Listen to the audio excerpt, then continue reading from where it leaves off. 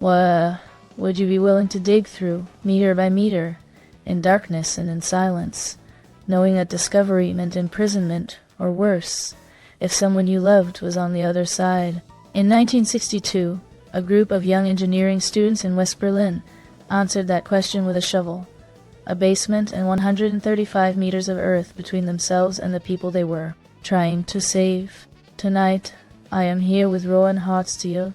Good evening, Clara. The question at the center of this episode is what ordinary people are capable of when fear becomes less powerful than the refusal to abandon those they love. Tonight we turn to the story of Tunnel 29, one of the most remarkable acts of civilian courage in the history of the Cold War. We ask what it means when walls are built not to protect a population, but to imprison it, and what it takes to break through them. To understand Tunnel 29, you have to understand what happened to Berlin on the night of August 12th and 13th, 1961. It was a Sunday night, and the city went to sleep as it always had, divided in administration, but still physically passable, with people moving between east and west as they had done for years. We are speaking about the Berlin Wall and the escape operation that became known as Tunnel 29. A tunnel dug by hand in secret beneath one of the most heavily surveilled borders in the world, by a group of young men who refused to accept that a wall could permanently separate people from each other. Then let us begin with the division that made the tunnel necessary. At the end of the Second World War, Germany was divided among the four Allied powers: the United States, Britain, France, and the Soviet Union. Berlin, deep inside the Soviet zone, was itself divided into four sectors. As the Cold War hardened through the late 1940s and the 1950s, Germany became two states: the Federal Republic in the west, aligned with NATO and the Western democracies, and the German Democratic Republic in the east, under Soviet control. The German Democratic Republic was, from the beginning, a state that could not retain its own population. By 1961, more than 3 million people had left East Germany for the West, most of them through Berlin, where crossing was still possible. They were disproportionately young, educated, and professionally skilled. The doctors, engineers, and teachers the East German state needed most. So the wall was not built to keep others out. It was built to keep East Germans in here. Yes, the East German government, with Soviet approval, made the decision to close the border permanently. In the early hours of August 13th, soldiers and workers began installing barbed wire along the boundary between East and West Berlin. Within days, that wire was being replaced by concrete blocks. A city of more than 3 million people had been cut in half while its inhabitants were asleep. The human consequences were immediate and brutal. Workers who lived in one sector and worked in another found themselves unable to reach their jobs. Families who had spent Sunday together in one part of the city could no longer reach relatives in another. Mothers were separated from children. Couples were divided. Elderly people who had spent their entire lives in one neighborhood were suddenly on the wrong side of a border they had never consented to. So the wall did not simply divide a city geographically. It severed lives that had been whole the day before. Yes, and the psychological violence of that severance is difficult to overstate. People stood at windows looking across the wire at relatives they could see but not touch. Letters were censored. The border guards who stood along the wall had orders to prevent crossings by any means necessary. And in the years that followed, many people who attempted to cross lost their lives in the attempt. It was in this context that a young engineering student named Joachim Rudolph found himself in West Berlin in the autumn of 1961. He had escaped East Berlin himself earlier that year, before the wall was built, by swimming a river in darkness. He was 21 years old, and he had left behind everyone he knew. So he had already made one crossing. He understood from personal experience what it cost. Yes, and that experience is what drove him towards something that most people would have considered impossible. Once free in the West, Rudolph enrolled at the Technical University of Berlin. He was surrounded by other young East German refugees, many of whom had friends, siblings, or partners who had not made it out before the wall closed. The question that consumed them was not what to do with their own freedom, it was how to use it to bring others through. The idea of the tunnel was not new. In the months after the wall was built, several escape attempts had been made through tunnels, some successful, some not. What Rudolph and his collaborators proposed was considerably more ambitious. A tunnel long enough to pass not just one or two individuals, but a substantial group, dug carefully enough to survive inspection, and run in complete secrecy. So the engineering challenge was not incidental to the plan. It was a plan. Exactly. They were engineering students, and they approached the problem as engineers. The first requirement was location. They needed a starting point in West Berlin that was close enough to the border to make the distance manageable, but whose basement could be accessed and used for months without attracting attention. They eventually secured the use of a disused factory. The tunnel would need to be dug at a depth sufficient to avoid the foundations of buildings and the pipes and cables that ran beneath the city. While remaining shallow enough to be accessible, the diameter had to be large enough for a person to crawl through. The walls would need reinforcement to prevent collapse, and throughout the entire excavation, the sound of digging, the movement of soil, and the presence of the workers had to be kept completely invisible to the authorities on both sides. So every practical decision carried a mortal risk if it went wrong. Yes, the soil beneath Berlin is sandy and unstable. A tunnel without adequate reinforcement could collapse on the diggers without warning. The water table is high, and the city's infrastructure of pipes and cables created constant hazards. The men worked in shifts, often for many hours at a time, in a space barely large enough to turn around, breathing air that was pumped in through improvised ventilation pipes, and lit by a string of small electric lamps. The excavated soil had to be removed and disposed of without anyone noticing. Tons of earth were packed into bags and taken away. A logistical problem that required constant coordination and constant care. The workers communicated through a telephone wire they had run through the tunnel. Every meter forward was a meter that could kill them if it gave way. And the tunnel itself was not the only thing that could collapse. No, the network of people involved grew as the project continued. On the West Berlin side, the diggers needed supplies, food and money. On the East Berlin side, they needed contacts who could be trusted to identify potential escapees, coordinate timing, and keep the plan secret from the Stasi, the East German secret police, which had an extensive network of informers embedded throughout East German society. The Stasi was not an abstract threat. It was one of the most pervasive surveillance organizations in the world, with a ratio of agents and informers to population that exceeded even the Soviet secret police at its most intensive periods. It operated through the deliberate cultivation of betrayal, persuading or coercing neighbors, colleagues, and family members to report on each other. So the danger was not only physical, it was embedded in every human relationship in East Berlin. Yes, and this is where the story took its most painful turn before the tunnel was even complete. The network on the East Berlin side was infiltrated. A contact who had been trusted passed information to the Stasi. The first escape attempt was compromised before it could begin. People who had been waiting, who had spent weeks managing their fear and their hope in equal measure, were left in darkness with no way through. Several people involved in the East Berlin network were arrested. The psychological devastation for the diggers in the West was acute.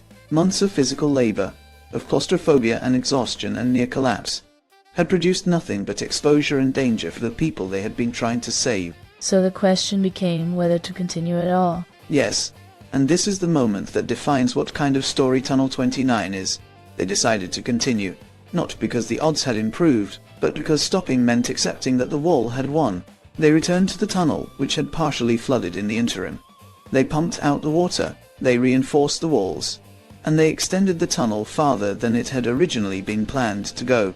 During this period, an additional element entered the story that complicated everything while also making completion possible. American journalists from the NBC television network arrived in West Berlin, looking for stories about the divided city. They learned about the tunnel project and proposed something that created an intense ethical debate among the diggers.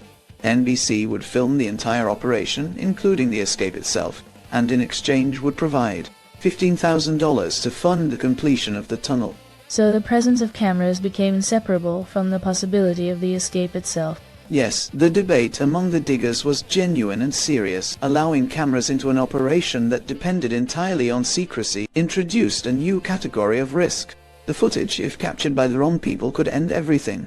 The journalists, if they published anything prematurely, could trigger Stasi action before the escape occurred. But without the funding, the tunnel might not be completed at all. The diggers were running out of money and materials. In the end, they accepted the arrangement, and the NBC journalists kept their word. They filmed everything and published nothing until the escape was complete and the people involved were safe. So the cameras that might have endangered the operation ultimately documented one of the most important civilian rescue missions of the Cold War. Yes, and what they documented on the night of September 14, 1962, was something that no military operation or official diplomatic channel had managed to achieve. 29 people passed through 135 meters of hand-dug tunnel from East Berlin to West Berlin, in a single night. The logistics of the escape night required coordination across both sides of the wall simultaneously, using a system of signals passed through ordinary-looking messages in the establishments and streets of East Berlin. The people who were to escape had to receive word without that word being intercepted. They had to arrive at the exit point in small groups, at specific times carrying almost nothing, without drawing the attention of the guards, or the informers who were present throughout the neighborhood. So, the final night required the same precision as everything that had come before, but compressed into a few hours, with no margin for error. Yes, and what arrived through that tunnel was not an abstraction. It was families. A mother, with a baby wrapped in cloth, a young couple who had been separated by the wall the morning after their wedding, siblings who had not seen each other in more than a year, older people who had believed they would spend the rest of their lives on the wrong side of the concrete. They crawled through darkness and mud in a space barely large enough to move through toward a light they could not yet see. The diggers who had spent months in that same darkness guided them, pulled them forward, held them when they came through to the other side. By the early hours of the morning, 29 people who had gone to sleep in East Berlin were standing in West Berlin. Before we close tonight, let us take a brief pause and welcome Margaret Evernight. Margaret, for those who want to understand the full story of Tunnel 29, including what the Stasi archives and the survivors themselves reveal, where would you invite them to continue? Thank you, Clara. In this case, the most direct path is also the most important one. I would suggest beginning with the Tunnel 29 by Helena Merriman. So this is a reconstruction drawn directly from the people who were there and the documents that survive.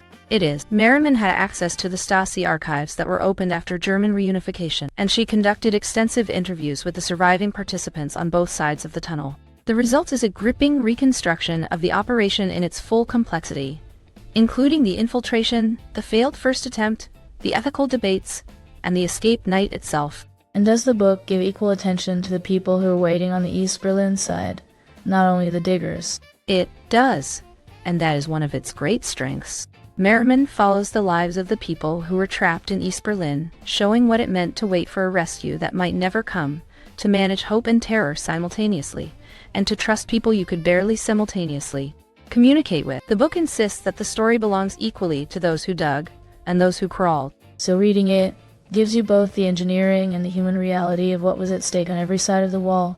Yes, and it leaves you with a very clear picture of what the wall actually was, not as a political symbol, but as a daily reality in the lives of the people it imprisoned.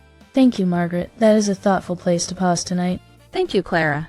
It was a pleasure. The legacy of Tunnel 29 sits within a larger history of the wall, and what it cost. Between the construction of the wall in 1961 and its fall in 1989, the total number of people who lost their lives attempting to cross it is estimated at more than 140. The exact number remains disputed, because the East German government suppressed information about deaths at the border, and some cases only came to light after reunification.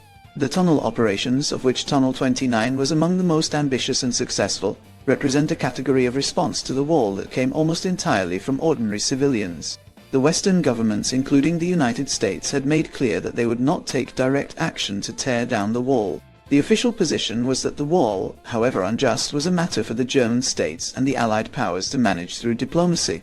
So the people who actually acted were acting without official support and often against the explicit preferences of their own governments. Yes, the United States government eventually pressured NBC not to broadcast the Tunnel 29 documentary, arguing that its transmission could inflame tensions with the Soviet Union. NBC complied for a period, but the film was eventually broadcast in December of 1962, reaching an audience of millions and making Joachim Rudolph and his collaborators briefly famous. But fame was not what they had sought, and it was not what the operation had been about. The tunnel had been built to get specific people out. It succeeded in that goal. 29 people were free, who had not been free the day before. The people who made that possible had done so at considerable personal risk, with no guarantee of success, and with the full knowledge of what capture would have meant. So the motivation was not ideological in the abstract. It was personal and specific. Yes, and that specificity is part of what makes the story worth holding carefully. It is easy to frame Cold War history in terms of ideological contest, of capitalism against communism, of NATO against the Warsaw Pact. Those frameworks are not wrong, but they can obscure the human texture of what the division actually was. The Berlin Wall was not primarily a geopolitical symbol. It was a structure that separated a mother from her daughter, a husband from his wife, a young man from the city where he had grown up. People who dug Tunnel 29 were not making a statement about political systems. They were trying to put specific human beings back in contact with each other. So the tunnel was built not from ideology, but from love, grief, and refusal. Yes, and the refusal is perhaps the most important element. The wall was designed, among other things, to produce resignation. If crossing is impossible, the logic of containment runs, then people will eventually stop wanting to cross. They will build lives within the borders they have been given. They will adapt. What Tunnel 29 demonstrated is that this logic fails when the desire to reconnect is strong enough. Not everyone in East Berlin had a Joachim Rudolph on the other side, someone with both the technical knowledge and the moral determination to attempt the impossible. But enough people did that the wall, for all its concrete and its guards and its death strip, could not fully contain what it had tried to prevent. So the wall was made of concrete, but what sustained it was something less durable.